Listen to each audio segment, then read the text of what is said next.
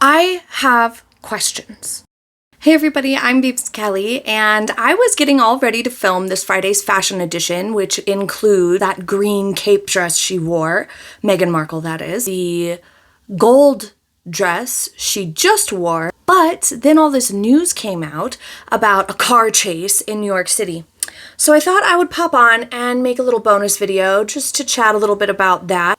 I have questions, as I'm sure many of you do, at how this could be such a catastrophic car chase in New York City where there's stoplights every 2 seconds. First off, that's my first question. My next question, why hath Harry and Meghan not learned from what happened with Princess Diana? Why did they participate in said pursuit and chase when they know firsthand what dire consequences such things can have? That's my biggest, most important question, I think. If you have had someone who has passed away or been taken from you too soon, you would think you would make better choices so as to avoid any such results in the future. So I'm extremely befuddled at how this even transpired at all. How difficult is it to just pull over and put a stop to it? We've seen celebrities do this in America a lot. A lot of times we'll see a story about somebody coming up to paparazzi and just being like, hey, please stop following me, knock it off. This happens a lot, actually. Celebrities will Harry Styles is a perfect example. There's so many examples of him just politely being like, hey, can you guys please stop following us? And literally they do. And I get there's interest always in celebrity, and not all paparazzi are the same. They're individuals just like in every other job.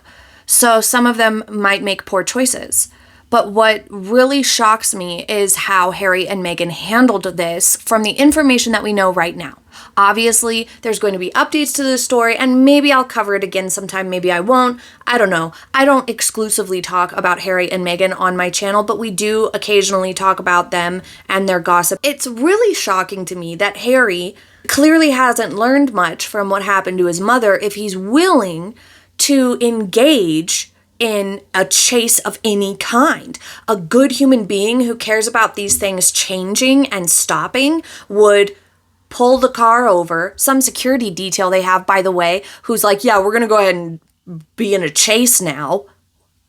What are you paying that guy for? Just to follow you around and look big? I don't understand. To pull the car over and handle it in a different manner instead of doing the exact thing that ended up causing tragedy to occur in his own life with his mother. It's insane. At this time, there is no footage of this incident. There's no pictures of this incident. Part of me wonders if this is just a publicity stunt, because they have had such horrendous publicity for so long and such bad public perception that something like this could be exaggerated, which we have seen Harry and Meghan exaggerate a lot. So I could totally see them exaggerating this story to make it seem worse than it was, to try to gain public favor. I'm not saying that's what happened. If anybody was in true danger, that is always horrible. If anybody was breaking the law, driving too fast, speeding, etc., they should be ticketed or prosecuted. They should be ashamed of themselves. It's not acceptable, obviously, to do things that put people in danger. But my question just is, in the absence of any footage or evidence of this, in the absence of any police report that was simultaneous in the moment, happening, you have to objectively think, are they exaggerating? Because so much of what they have said in the past was exaggerated. It just was. It's like if you're dealing with a toddler, they're not going to always be able to communicate the full truth, whether they want to or not. And they don't always have the words or things like that. So you have to take what they say and kind of pick through it. The same thing happens if you have somebody who regularly, consistently either lies or exaggerates their stories or just, sometimes says stuff that is obviously not 100% true. for whatever reason. If you have somebody like that as an adult who shows a consistent pattern, then you would be stupid to just take everything they say at face value. So, when this is coming from Harry and Meghan's camp, in the absence of any other parties, let's hope more details come to light, or perhaps evidence comes to light so that people can actually believe them if that is what happened. And as I said, anybody who is speeding around New York City streets, putting people at risk, including Harry and Meghan's car, those drivers should be ticketed.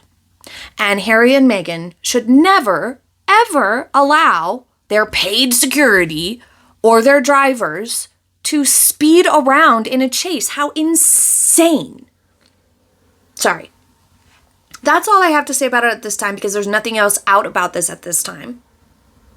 So, if you're interested in this story and you would like an update when an update comes, let me know. Perhaps we'll do one next week. But for now, I need to get to work on this Friday's fashion edition. Be sure to subscribe so you do not miss it. It will be up on time Friday afternoon. I hope you have a happy day.